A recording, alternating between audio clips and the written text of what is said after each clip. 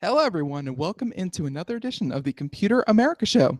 We have a great show for you today, as we have, of course, Computer America correspondent Sandy Berger, who runs CompuKiss.com. Definitely check that out, and writes for so many different publications that I can't even keep track of them anymore.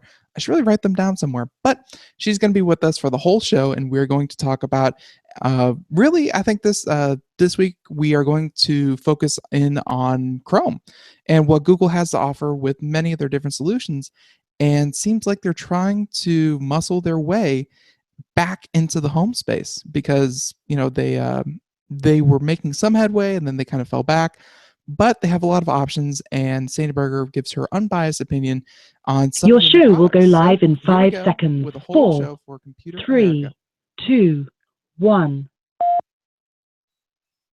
Broadcasting live, it's America's longest-running national radio talk show on computers, Computer America, hosted by national columnist Craig Crossman. Look for Craig's weekly column in your favorite newspaper. This show is being beamed nationwide at ComputerAmerica.com. Keep it here for technology news, computer products, guest interviews, and your phone calls. You're listening to Computer America.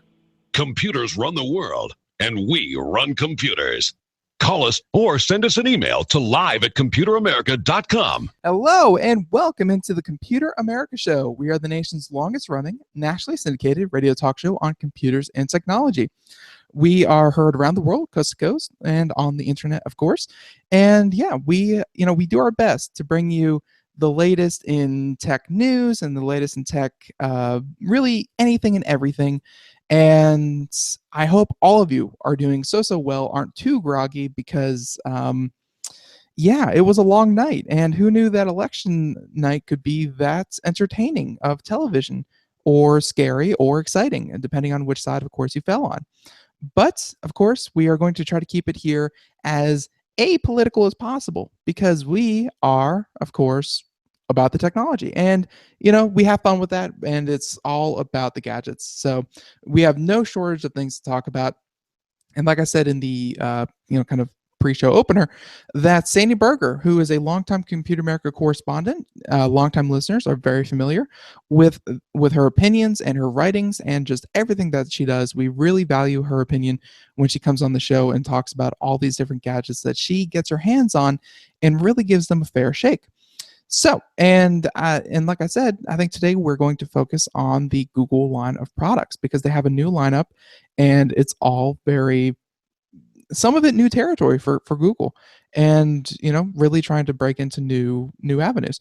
So before we get into Sandy though herself, I say we instead talk about ComputerAmerica.com for a second. It's going to be very important, because everything that we talk about here today, be it articles, be it websites, be it devices, be it anything that we talk about over at ComputerAmerica.com, you will be able to go to the show notes, and you will find archives for the show. Very, very important, because you'll find, of course, let's say you missed something or it skipped or whatever, you'll find, of course, the backups for the show, as well as the show notes, which will include links to, of course, CompuKiss.com. It will include links to all the articles and products, like I said, and it will be just your one-stop shop. So if you're busy or you can't remember anything about the show, find it in the show notes. Make that very simple for you. Also, at ComputerAmerica.com, this Friday, we will be giving away another Keys to Go keyboard from our friends over at Logitech. It's going to be a great prize. It's $70, very rugged, very weatherproof, shockproof, dropproof, whatever you want. It's a great portable keyboard for tablets or smartphones, and it's either iOS or Android/Windows. So, and again, to enter that, ComputerAmerica.com, social media, like us, follow, subscribe, support us, and you're entered. Just that simple. Now, I don't want to banter too long, because I just want to bring Sandy in on this, and I think it's going to be a really great show. So once again, owner-operator of CompuKiss.com, writer for more publications than I can possibly imagine, though I'm sure she will have some of her favorites off the top of her head. Welcome back onto the show, Sandy Berger. Welcome. Hey, Ben, it's great to be here. Thank you. No, thank you for once again agreeing. I'm glad the last time we didn't scare you off. And that's right, you didn't. I'm back again, in spite of the fact that I, like just about the rest of the world, stayed up half the night. I did too. I cannot lie. I stayed up and I ate food I shouldn't have way too late, and Right. I was just glued to my television. I mean, that was a lot of like and maybe that's just a sign of the times, but I was about to say that was a lot of fun.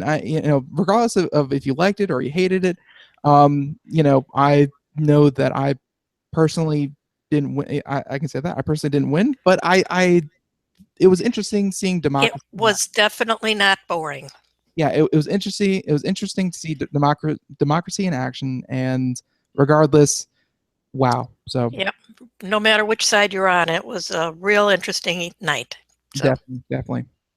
But that does not affect us here or there. Well, it might if you perhaps watch some of the election coverage on Chrome devices, Chromecast. That's a loose tie-in. I'm sorry, but the best way I can think to bridge this conversation, because you mentioned some of the devices that you wanted to talk about, and I don't know if you planned this, but everything that you kind of mentioned was, of course, Google related. So, right. what is with this renewed interest, and what do you think Google is trying to do before we get into the individual products? Well, a couple months ago, if you recall, I had a show with you that was mostly Samsung products.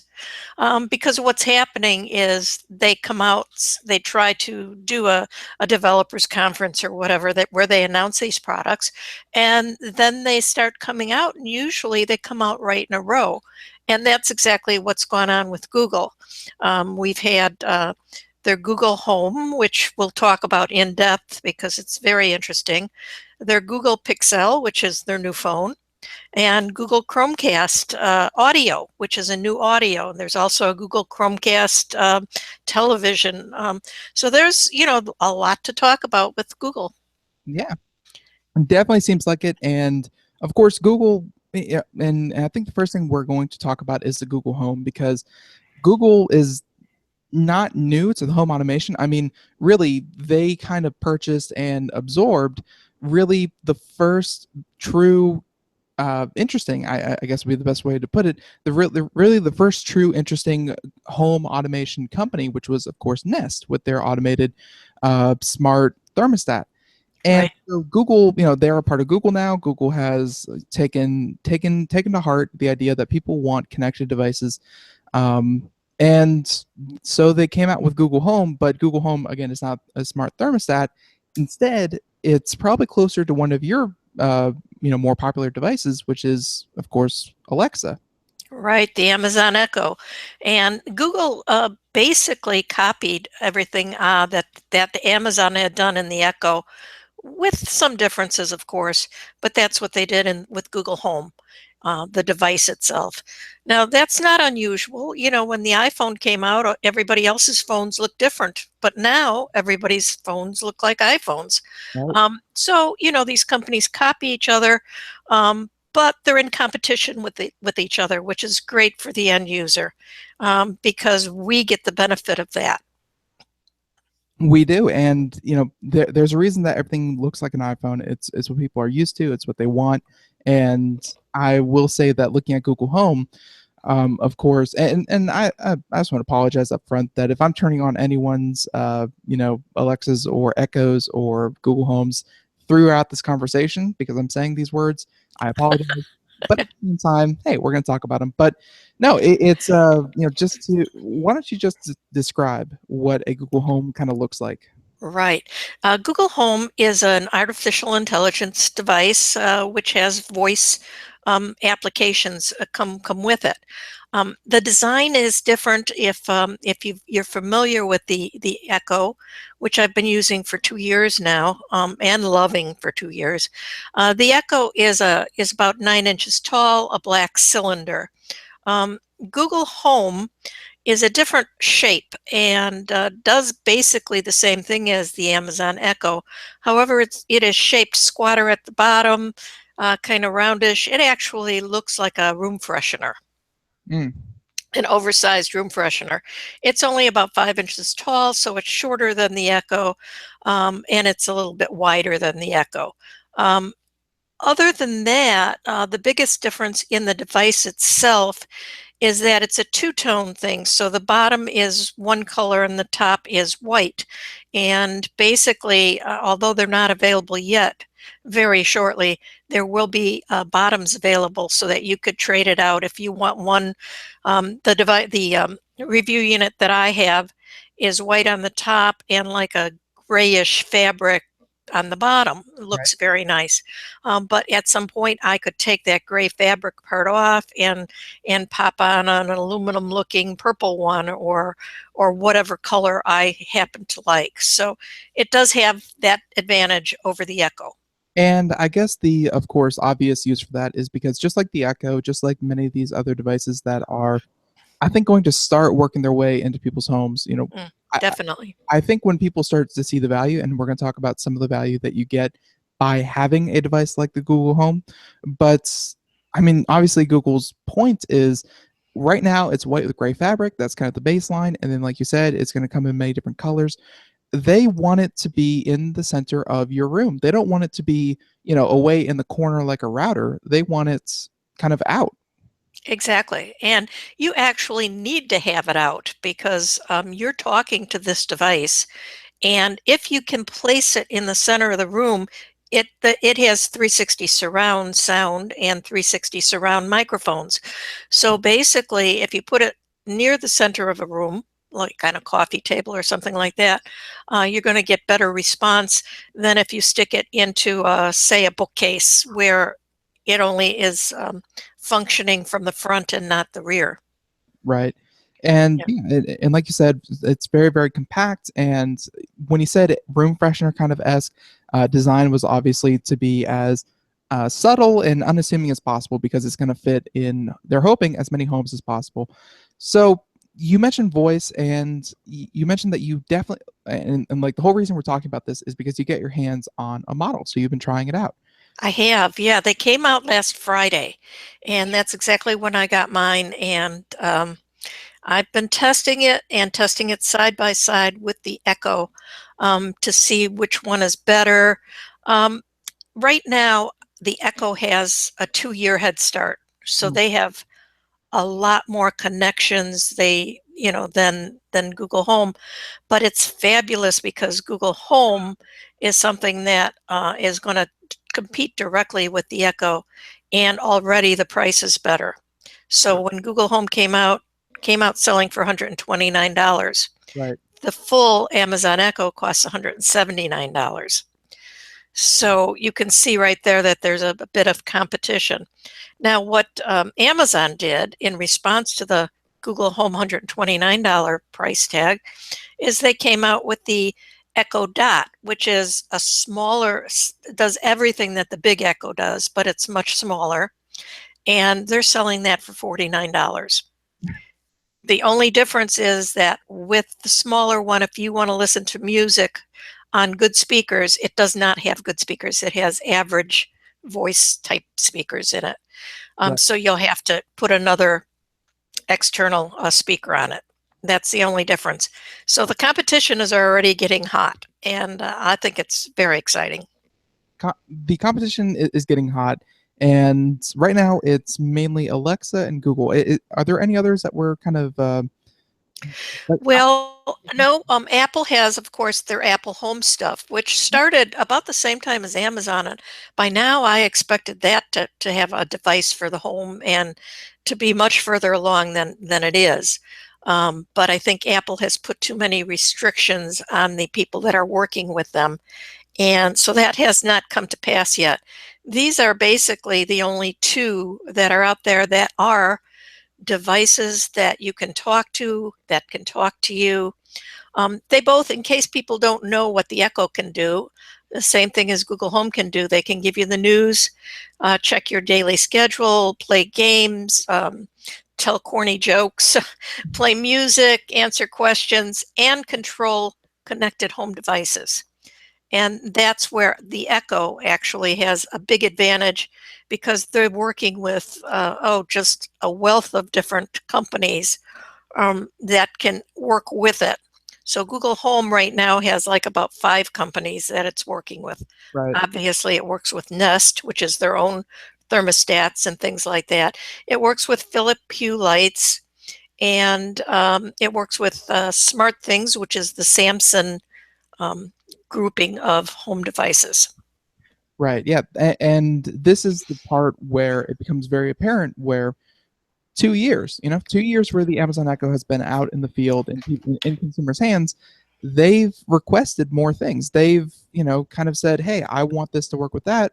And they've had the opportunity to, really invest some energy into getting it functional with more and more devices. That's just like probably the first place people are going to realize the difference between the two at first. That's right. And not only have they invested a lot of energy, but they meaning Amazon, has invested a lot of money. After Alexa first came out, they created a fund called the Alexa Fund. They provided $100 million in venture capital for companies that want to develop the voice technology of Alexa. And so, like last year at the Consumer Electronics Show, although Amazon did not have a presence there, the Echo was everywhere because people were just a mass of different companies were already working with the Echo. Right. And, Google is going to be opening their development to developers in December sometime, but they haven't announced anything about how much they're going to invest or anything like that. So we'll have to wait and see on that. Yeah, no, we well, yeah, wait and see, but I'm sure if we wait long enough, there's going to be not just two in the market. There's going to be 50, because I know LG actually has one that's not as popular, of course, as the other two, because LG, you kind of think of them for monitors and televisions, but they have one. I mean, right, and other places like Samsung has their Smart Things, which is their home setup device, connected home devices. So will they come out with something like Alexa? That's quite possible. right, yeah, and I guess my question to you was going to be, you've been living with Alexa for 2 years, and you started using the Google Home. When are these devices going to become not just kind of, oh, I can control my thermostat just by saying, hey, can you warm it up a bit, but when are these devices going to become useful to the point where people should really consider getting one? I think they're already there. Even the Google Home is already there. Extremely useful in, whether they give you the news or the weather or whatever. You don't have to go to your cell phone to get the information. You don't have to go to your computer, to your radio or your television. You just ask Alexa or ask Google and you get an answer. So I think for most homes, they are already a big advantage. And everyone that I talk to that gets one of these devices is thrilled with it. Now, the one big problem that I had with the Google is that you have to call it Google. You have to say, hey, Google, or okay, Google. And where with the Echo, you just say Alexa, and Right. then you ask the question. Well, after you have said, hey, Google, about 10 times during the day, it gets to feeling uncomfortable. Right. It basically just feels like you're doing an advertisement for Google. And you're saying, hey, Google, over and over and over again. Very uncomfortable. Whereas Alexa, or at least very impersonal, because again, impersonal. Yes, good point. Alexa is like a person. It's the name of a person. You call her, hey, Alexa, tell me what the weather's like today. And after she's in your home for a few days, she's like part of the family. Now, Google, just because of the name, is not coming to be part of the family. right. One thing that they did do with the Google Home is they put on, and the Echo has something like this too, where you can go into the app on your cell phone and you can set up what you want it to say to you in the morning. And with the Echo, it's called give me my news update or something like that. But with Google, you just say, good morning.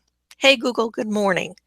and she will give you the weather and all the things you specified in the app. So she'll give you the weather, the news, tell you how the traffic is on your way to work, that whole setup. It's really that, if they could just put a little more personality into it like that, I think it would be much better. And I know that we have you on here, and we really do tout the awesomeness that is your unbiased opinion. But I'm gonna say that sounded a little biased in the fact that you've had Alexa for 2 years. Hmm. Is some of it that you're kind of used to just saying, Alexa, Alexa, Alexa? It's like Alexa is kind of like a virtual person in the room, and just maybe a new person wouldn't, or like a new person to this idea wouldn't be as uncomfortable saying Google, Google, Google. Maybe they would not, and that's a good point. Now, the alternative name for the Echo, if you have someone in your family named Alexa, you can also call it Amazon. Right. So that would be a similar thing to say, Amazon, do this, do that, give me this, give me that. It just, it's just the idea of having a name attached to it that is more personal. Now, would you like to kind of apply it a name, like like maybe some kind of system where you could say your name is now Toto, and it's like right. whenever I say Toto, that means really Google. Like Exactly. Would you like? And they don't have that yet. Maybe they will at some point in time. But with the Echo, you can change the name to either Amazon or Echo or Alexa. Right. And with the Google, you can call it those two things. It just comes automatically. You can say, "Hey Google," or "Okay Google," either one. Now, they both do have the feminine voices, which are the same pitch and the same cadence. They're both very, very nice voices. There is a difference. I mean, you can tell the difference between the two voices, but they're both very comfortable feminine voices. So that, that's one thing. The other thing is the music that they play. Just one second, and a quick question about Google. Of course, Google has had Google Voice for a while, but what I'm talking about is like the Google search, and you could kind of talk to the search bar. I think there's like a kind of like a talkback feature. Do you know if they're integrated in any way? Because I know that Google really has this idea that they put out a product, and as it's used by the user base, and of course, since it's Google, their user base is a very slim 3 billion people. Yeah. They tend to improve things using kind of that mass adoption rate. And we know Echo has only gotten better over the years. Has Google said that they're committed to kind of analyzing all the commands and kind of making their product better? Oh, definitely. And the voice actually of the Google Home is called a Google Assistant, which is also in the Pixel phone that we'll talk about next. Right. But the Google Assistant is very smart. She's maybe a little smarter than Alexa is, but because she can do things like translate some languages, which Alexa can't do. However, I think that Google is definitely dedicated to making the voice better and better, and to making the product better and better. Now, we talked a couple months ago about the OnHub, which is Google's router, Right. a Wi-Fi router. And since we talked about it, they have added 3 new features to it. They've added IFTTT. They've added, I can't even recall, right? But what I'm saying is Google is also committed to this style of constantly improving products that you already have for free, which is fabulous. Right. Amazon started it, and Google is going along with it. And for the end user, it's phenomenal, because one day you get up and your device can do more than it could yesterday. You're not worrying that you wake up 6 months down the road and you go, well, mine's outdated now. It's still because like I mentioned, 2 years of Alexa, your Alexa is now, well, there are a few things that it doesn't have the kind of speakers I believe that they've kind of added into newer models, but most of the commands yours can do that you could buy off the shelf today. That's right. And there will come a time that eventually they're going to come out with new hardware, both for Google Home and for the Echo. But if you've gotten 2 years or 3 years out of a device like this, that's more than you can usually ask for, because most of the time you've got devices like Samsung or the Apple who come out with new things every year and make you want to buy the new things. So this is pretty phenomenal if you think about it. Oh no, absolutely. So, okay, I interrupted you when you mentioned the voice sounds pretty good, and your second point. Music. Music.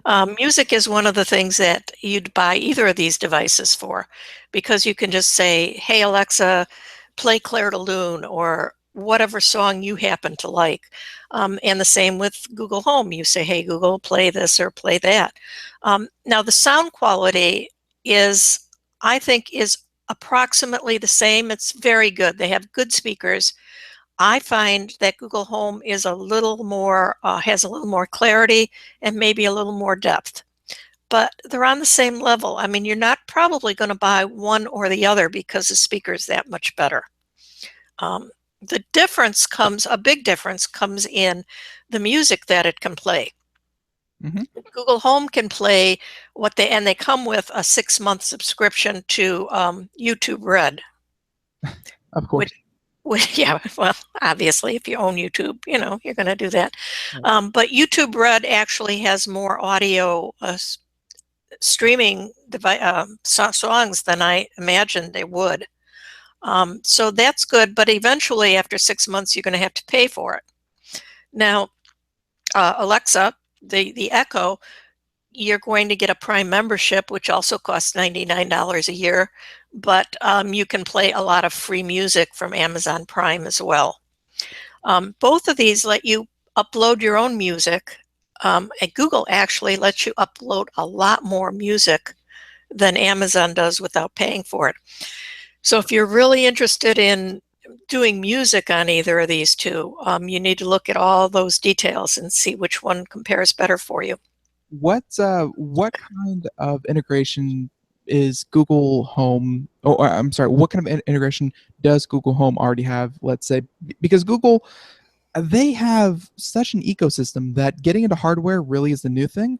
But when it comes to software and cloud computing, I mean, I think most people are already invested in some way to email, to documents, to calendars, whatever it may be. Does Home play into that already, or is that coming? That might be coming in the future. Obviously, you set up Google Home, and it's very easy to set up. You basically are going to put your Google username and password in, and then you're going to put in your Wi-Fi, because it all works through Wi-Fi. So once you get that connection, it's very, very easy to do. But it comes once you put your Google username and password in, then it knows about all the Google things that you do, like email and all that. The Echo does the same thing, basically. They work with Gmail, and that's the main thing that they both work with right now, where you can actually make an appointment. You can tell her to make an appointment for you, or you can have her read off your appointments for the day or for the week, however you want to do it. And they both do things like play Pandora, Right. and I think they both do Spotify. I know that Google Home does Spotify, but again, some people just don't want to pay a monthly fee, but younger people in particular, they think that $10 a month for all the music they can consume is a fabulous thing. So it just depends where you're coming from. Yeah, that's a fight that is slowly winning in the direction of small monthly subscriptions, because there was a time when iTunes came out and everyone sang the praise of, oh, I can buy this song for 99 cents and I forever. Wonderful. That has definitely gone the way of the dodo, as people kind of say, well, for the price of 7 songs or 10 songs a month, I can get 15 million songs. Right. So I can see where they're coming from. Google, of course, has a little bit of an uphill battle because so many of their services are free, and YouTube Red it's kind of the first time that they're trying to monetize and make a subscription type model. I guess that's going to go well for them. I mean, YouTube Red hasn't really picked up much traction, but maybe if they kind of show people the value with Google Home, maybe some traction there. Right. A lot of people have never heard of YouTube Red. That's it. It's not that it's that new. It's just that it's that unheard of. So it's not like you say Spotify to somebody and everybody knows what Spotify is. YouTube Red actually gives you video and audio. Right. So you can watch a million videos on this thing as well.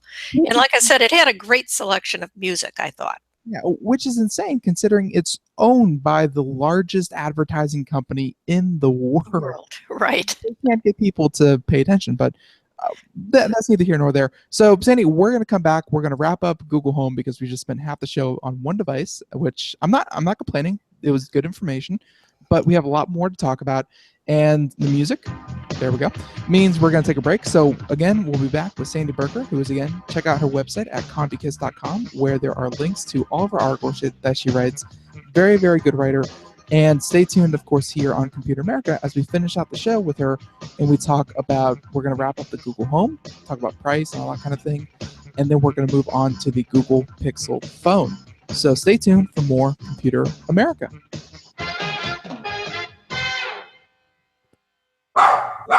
Looking for a best friend? Brother Wolf Animal Rescue has your best friend waiting just for you. The mission of Brother Wolf Animal Rescue is to help build a sustainable, no-kill community where no dogs or cats are ever killed for population control, where true euthanasia is reserved only for animals who are irremediably suffering or for animals who are truly a threat to society and with no hope of rehabilitation. Brother Wolf's staff and volunteers go door to door, neighborhood by neighborhood, to educate citizens about local resources available for at-risk pets and to help their families connect with those resources. Brother Wolf's community-based approach to no-kill helps keep family pets healthy, happy, and in their homes and out of the local shelter system in the first place. For more information or to make a tax-deductible donation to this wonderful 501c3 organization, visit their website at www.bwar.org.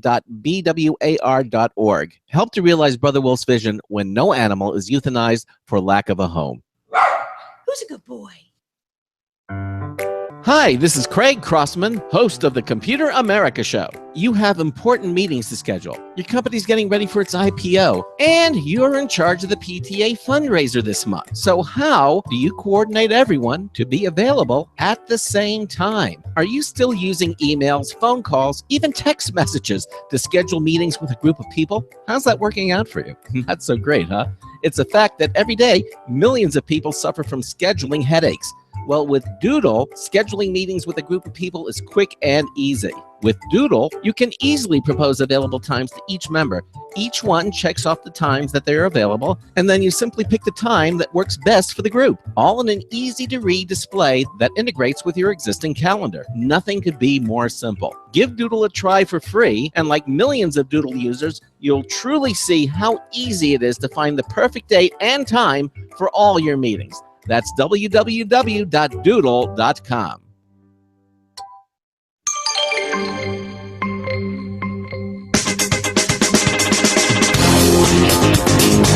No, you can still be a patriot without listening to Computer America. Well, kind of anyway.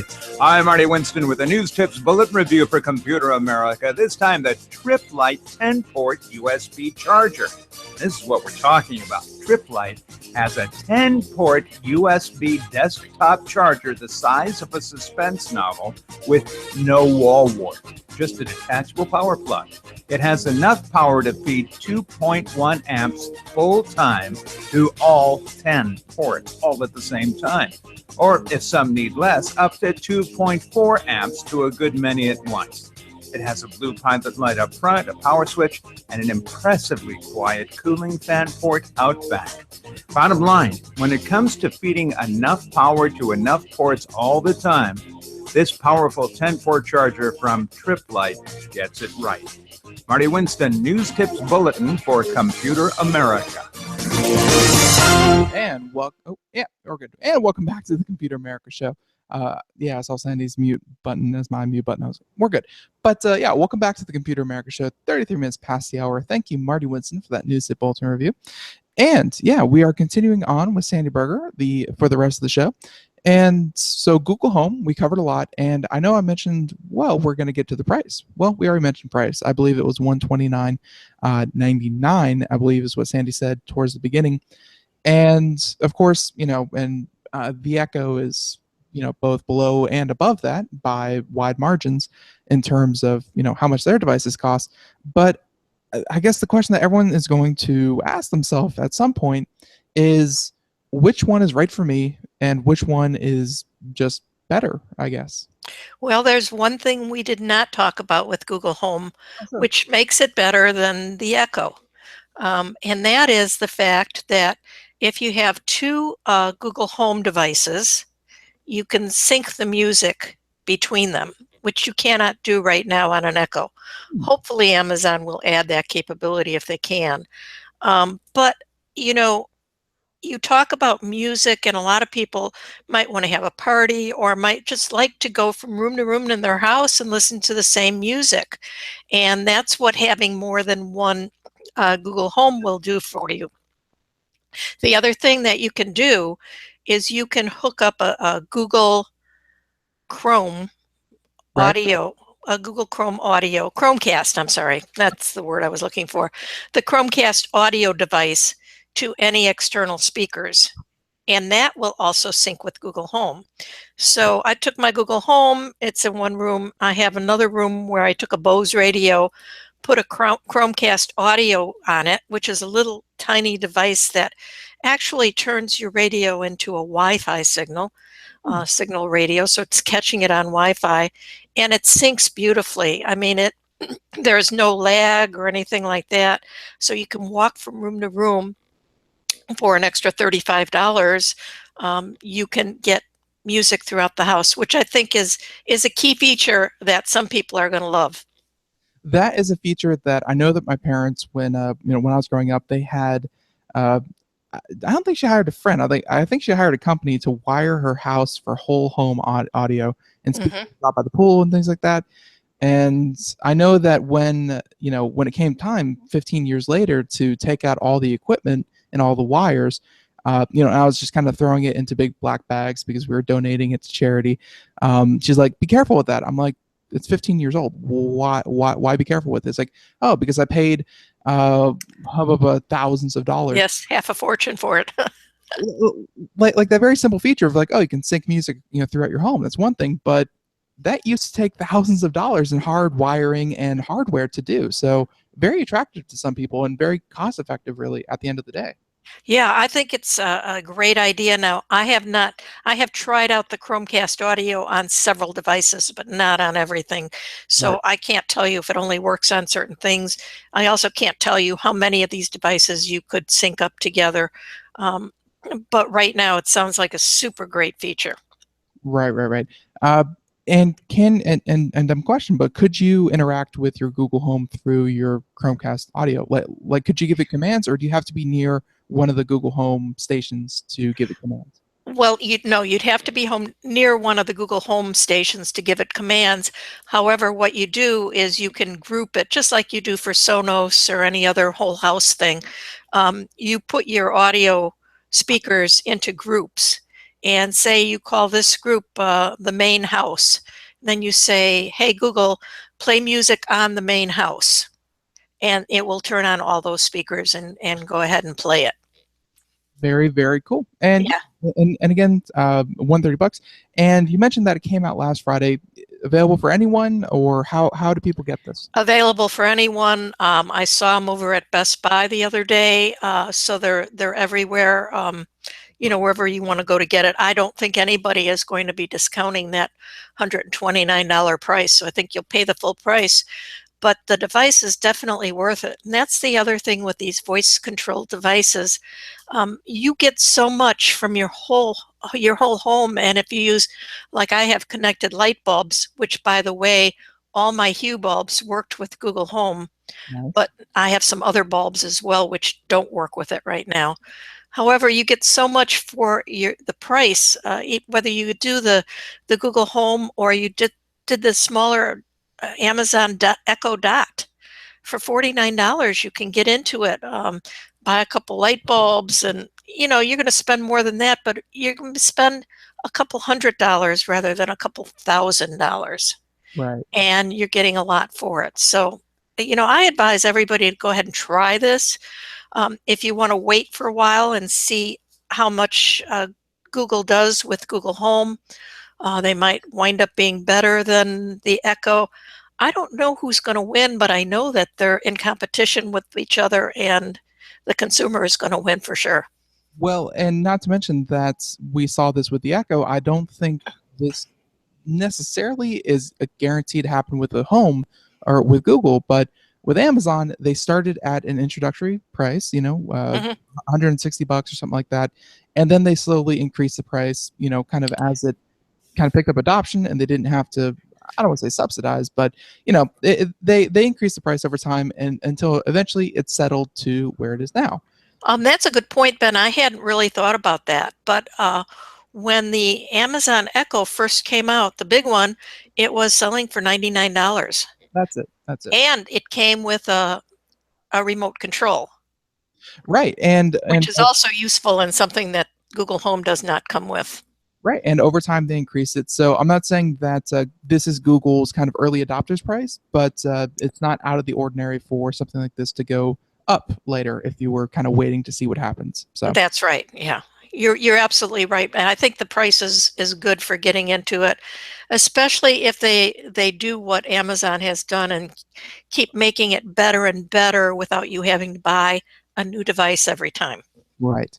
Okay, and now that was the Home. That was a lot of good information, but it's not the only thing that Google is kind of jumping into. And I've talked to many different correspondents who wanted to drive it into my skull that the Google Pixel phone is not explicitly made by Google. It's actually made by I want to say Nokia or something like that. HTC. HTC. It's made by HTC. It's really an HTC phone, but Google has slapped their branding all over it.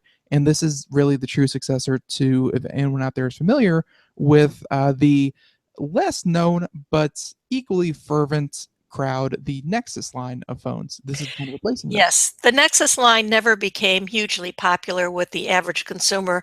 However, there are techie people who will tell you that they would die for that phone. It's fantastic and all that.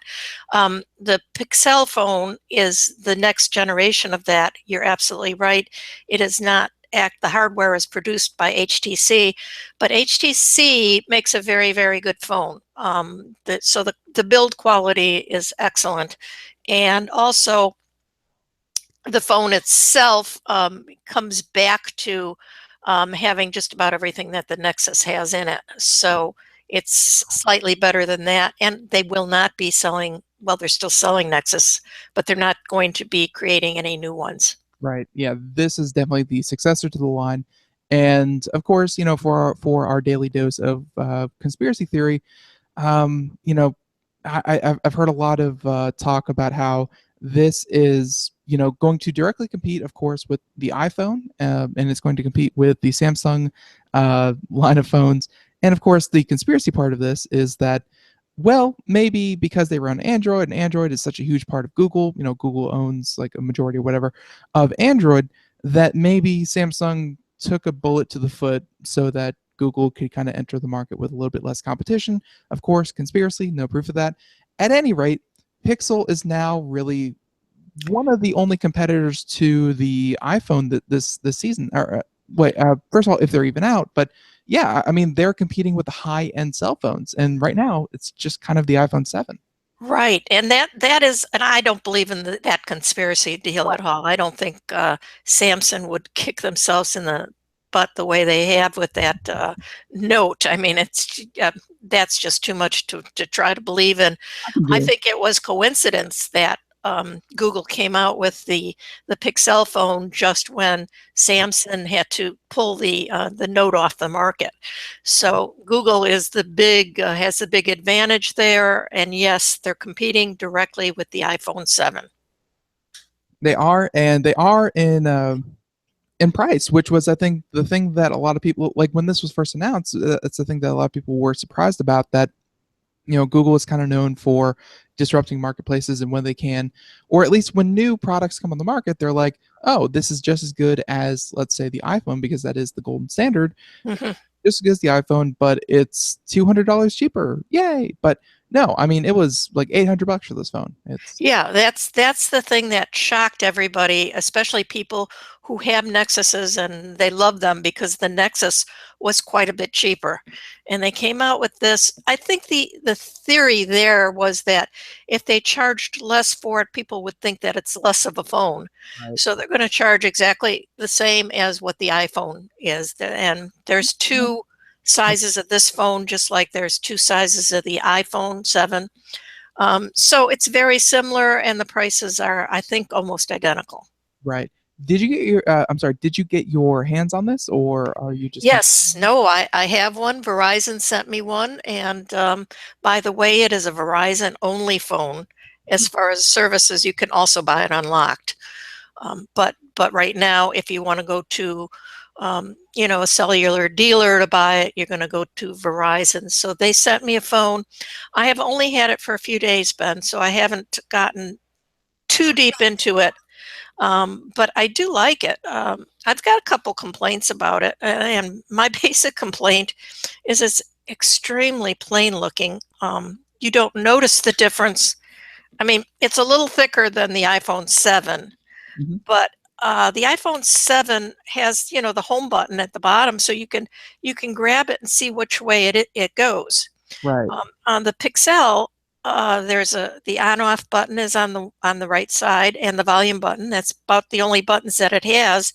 But when you first grab the phone, you can't figure out which way is up because it looks the same in both directions.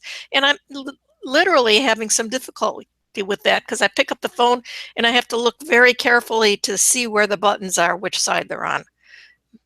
Kind of minor thing, but Well, it makes a lot of sense because when you pick up your phone, you don't want to be the one to kind of pick it up, put it to your head, and realize that you're talking into the ear speaker. right, or that you haven't turned it on or whatever. So that was one thing that I didn't like about it. While I'm talking about things I didn't like, Sure.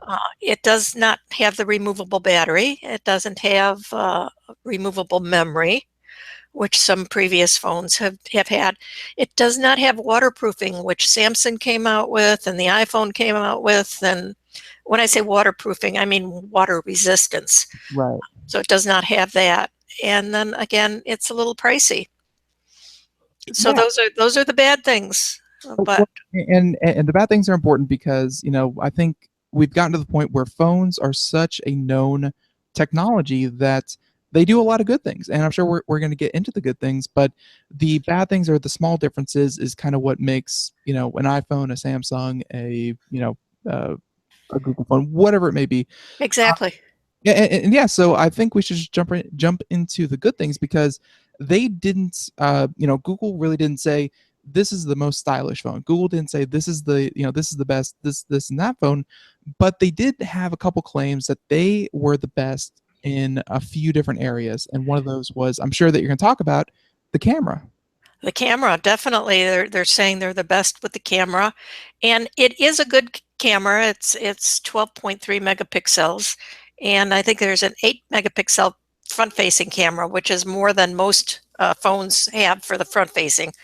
But the default settings are excellent. So I took it out last night. We went to dinner at a place that was overlooking the city, and I took out the Pixel and I started snapping pictures of the city as it was getting dark and the area of the restaurant we were in, and the pictures really turned out quite well.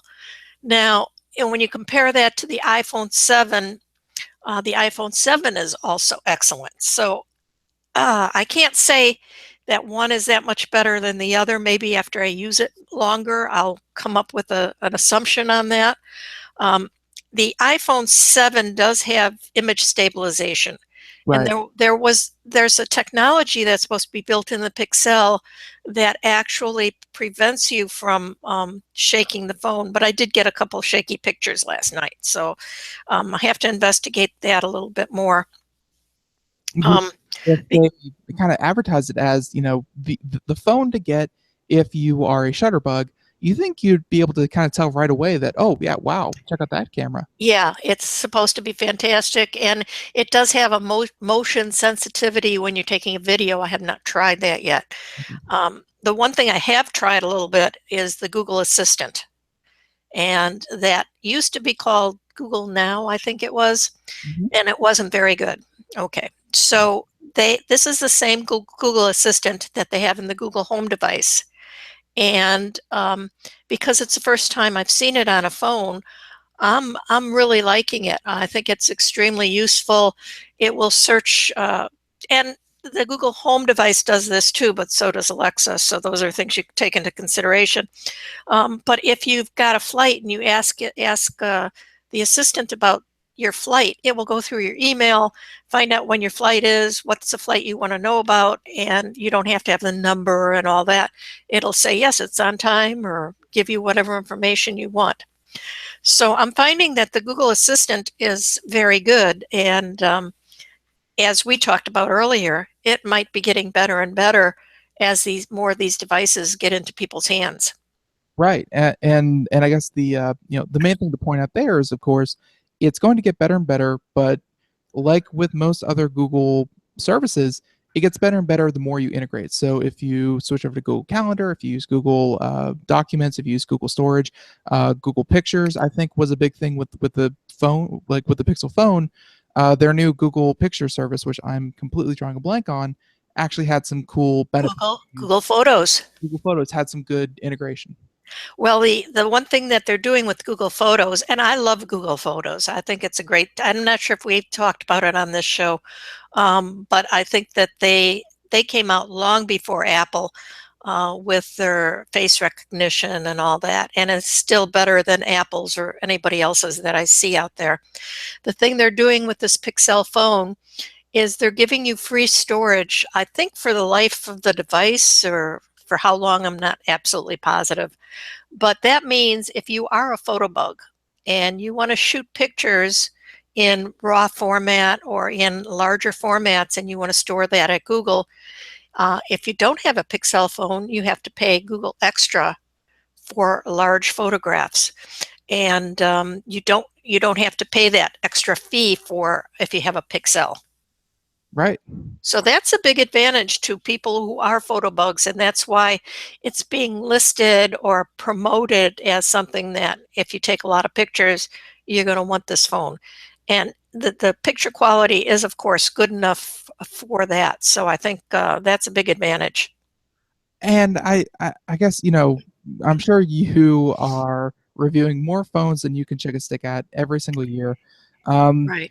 Does Google really do anything kind of different? Because, like we said, this is one, other than the Nexus and other than the fact that they have a controlling share in Android, is Google really doing anything kind of new with their phone line? Well, I think that was the one thing that struck me, is there was nothing terribly exceptional about this phone. It's a great phone. There are a lot of great phones out there now. We've reached the point where everybody has upped the ante and is producing a better phone. So you can get a really good phone on the cheap. And personally, I think if they would have charged a little less for this phone, they would have a much better following. That's just, because if I'm looking at this phone and I'm looking at the iPhone 7 and I'm saying, gee, these phones are pretty comparable, but one is $100 cheaper, I'm probably going to go with the cheaper one. So that, in my opinion, that's all they did wrong. One thing that Google does, because they're Google and they can do it with this phone, is it is the first phone to come with Android 7.1, which is, I think, called Nougat. Right. Yeah, and that has some benefits. It's got the new round icons. Everything in Google you'll see is going to round circular things. So this phone has the round circular icons, which is nice. I like the way it looks. It also has certain things, like you can swipe up from the bottom to get your app drawer open. And there's a search on the apps, which I love. I've loved for a long time on the iPhone, and it was missing on a lot of Android phones. So, there's certain things in Android 7.1 that I think are beneficial. Little things like that actually make the computing easier to do. One thing that is different on this phone Right. is the fingerprint, the placement of the fingerprint recognition. Where on the iPhone and on Samsung phone, you're putting your finger on the bottom of the phone, bottom, Bottom. not the- Right. bottom of this under the screen, Right. to have it read your fingerprint. On the Pixel phone, it's on the back, which is very awkward when you first try it, because you're pressing it with your index finger on the back of the phone as you hold it. But after just a few days of using it, Oh, it's muscle memory. It is. I like it. It's fine. It's just as good as the other. And Google has done a good job with it. It recognizes my finger every time. Just like the Apple phones do. Samsung maybe was a little more glitzy. Not glitzy. I'm actually having trouble with my iPhone, and of course, it's an older iPhone, so that might be it. But Mhm. my iPhone with the fingerprint kind of reading, it gets easily confused with the orientation of my finger. So like sometimes I grab it, so my thumb, yeah, and I do the home button with my thumb, but the home button with my thumb, and sometimes I do it at like a 90-degree angle. Sometimes it's straight up and down, and if I kind of do left and right instead of up and down, the fingerprint reader gets confused and it won't open my phone. So That is not because your phone is an old Apple. Most Samsung has the same thing. If you want to have your thumb on it horizontally, then you have to have go through the recognition for it horizontally. You can also add a thumb vertically on there. Yeah, and then it will recognize it more easily in both thing. And I guess having the fingerprint recognition on the back of the phone, you're almost always holding it in the same position. So you're going to put your finger on there in the same position. It's been excellent. Yeah, I must say. That's definitely good. And so good fingerprint recognition. Again, no waterproofing or no water resisting. Right. Kind of expect that with an $800 investment, you kind of see it as, well, I'm protecting my investment. So and of course this is well established with iPhones and Androids. Are there like peripherals for this thing, like cases and yes, they're starting to appear. I have not I know they're already out there, let me put it that way. I haven't looked into exactly what's coming with or what they have out there yet, but I'm sure that there's plenty that's already on the marketplace or is going to be, because as we talked about, Samsung kind of, I've heard people say, I'll never buy a Samsung phone because of this note problem, which to me is kind of ridiculous. But that means the Pixel is going to do better than it would have if it was in direct competition without Samsung having any problems. Right. Well, we are expecting the Samsung Galaxy Note 8, which I've actually heard rumors is going to come out sometime early next year. They're not delaying the line by any means. They're going to have another one out there. And really, I'm kind of with you in saying that I'll never buy another Samsung phone. It's like their failure rate was like less than 0.01%. Exactly. Now, if I was Samsung, I would not bring out a Note 8. I would change the name or just make it seem like something brand new. They're committing to Okay. So well, that's their decision. we gave them the same advice when this all happened, but yeah, right. They never listen to us, do they? I know those Japanese companies. What are you gonna do? All right, and I guess one more feature. I know we're not going to get time to get to the Chromecast audio, which we kind of anticipated, but one last feature about the Pixel phone that I want to get to is, what is the importance of the unlock phone? Because I think you buy that directly from Google. Right? I think you can buy that from Google, and then you should be able to put in a SIM card from any company, that cellular company you want to use it with. Right, and Google has their own, which they haven't killed yet. It like they do this with some projects where they start a project, it doesn't Right. do extremely well, and then they kill it. But Project Fi, which was kind of theirs, That's right. is available through this phone. I think it is, but have they canceled that? They have not. No, Project Fi. Okay. 90 Well, seconds. they've had a lot of projects that they've canceled, but they've done a ton of research that's been a big benefit to the consumer. So I don't fault Google for anything that they do like that. I think going through Verizon is the easiest way to get one of these, unless you're knowledgeable enough to deal with unlocked phones and things like that. Then go ahead and get an unlocked one if you want. Right, and I just went to go look it up. Project Fi, you can go buy a 60 Pixel seconds. from Fi for subsidized. So starting. Okay. Yeah. So yeah, there's your second option, but of course it's not a Verizon, Sprint, what have you. But Right. it means that wow, that show went by quickly. And so Sandy, what are you up to? What are you doing? Oh, the doorbell is ringing constantly. There's all sorts of products coming in.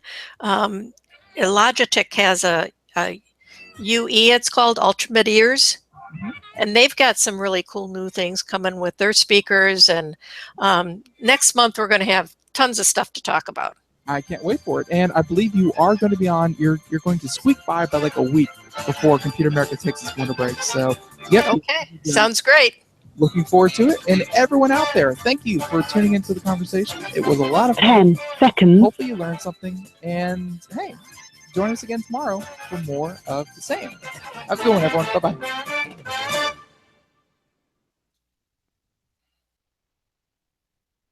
And we end that, and we are done. But everyone watching on the video portion, thank you so much for tuning in. And Sandy, I want to say once again, thanks for being on, and thanks for. All right, it was fun. It's always good to know what's coming up. Yep. All right, and yep. See you next month. Bye, everyone. Bye-bye.